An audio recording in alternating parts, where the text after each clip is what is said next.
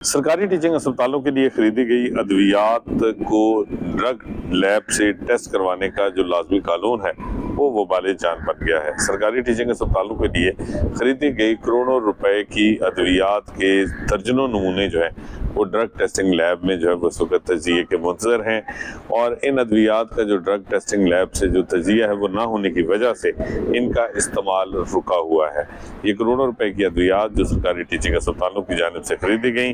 ये जो है वो ड्रग टेस्टिंग लैब की नमूने जो है वो टेस्ट ना करने की वजह से या उसमें ताख़ीर का जो है वो शिकार होने की वजह से जो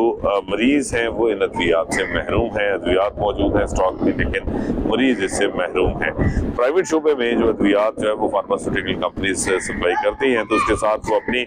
वारंटी जो है वो जमा करवाती हैं, जिसके ज़रिए इस समर को जो है की गारंटी दी जाती है मज़कूरा दवासाज कंपनी की जानिब से कि वो इसको हर सूरत जो है वो इसका जो मेयार है उसको यकीनी बनाने की ज़िम्मेदार है। और इसी यकीन दहानी पे इस वारंटी के ऊपर जो है वो प्राइवेट शोबा जो है वो अद्वियात इस्तेमाल करता है, और लेकिन जो सरकारी शोबा है इसमें बिल्कुल ये कानून जो है वो उलट है। और सरकारी शोबे में जो अद्वियात हैं वो ख़रीदने के बाद उनकी ड्रग टेस्टिंग लैब से जो है वो उनका तजिया करवाना लाजमी है, और जब ये ड्रग टेस्टिंग लैब की रिपोर्ट आ जाए और वो पॉजिटिव हो तो फिर उसके बाद अगर किसी दवाई में कोई रिएक्शन हो तो उससे दवासाज कंपनी जो है वो बरीजुमा हो जाती है।